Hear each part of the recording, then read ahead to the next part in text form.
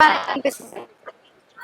అంతకి బస్సులది KCR correct అమ్మా క్లియర్గా చెప్పాలంటే. ఎందుకు అందరే చూసిండు అతను, ఆ, నేను అందరినీ చూసిండు. వెనక చిన్నోళ్ళు పెద్దలను ఏజ్ బారాలను అందరినీ గమనించింది. కానీ ఈయన అంటున్నాడు కానీ ఏం చేయట్లేదు కదా అట్లా. కానీ కేసీఆర్ ఉన్నప్పుడు చూసుకుంటే మనకి ఇలాంటి పథకాలు ఏవీ లేవు.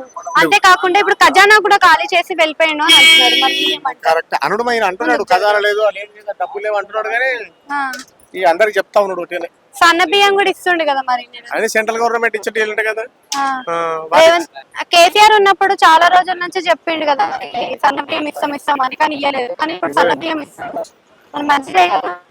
కొన్ని ఉన్నాయి కొన్ని మంచిగా ఉన్నాయి అనుకోండి. ఆ, సరే అమ్మ టైం అయిపోయింది. ఒక్క నిమిషం అయిపోయింది. ఇప్పుడు చూస్తున్నారు కదా కేసీఆర్ కి రేవంత్ రెడ్డికి తేడా అంటే ఏం తేడా చెప్తారు మీరు?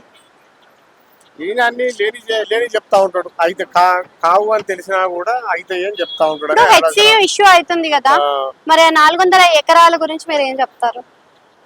ఇప్పుడు వారానికి కేసీఆర్ కూడా అమ్ముతాడు అన్నారు కానీ మళ్ళీ ఈయన కూడా అమ్మే ప్లానే చేస్తున్నాడు. కేసీఆర్ ఉన్నప్పుడు కూడా చాలా భూములు నరికేశారు, అలానే ఫారెస్ట్ భూములు అమ్మే వీళ్ళు వాళ్ళకు కూడా మాట్లాడాలి కదా. ఇది అమ్ముతున్నారు అప్పులు చెప్తున్నారు అంటున్నారు కానీ మరి వీళ్ళు కూడా చేయట్లేక తప్పదు కదా. ఓకే అంటే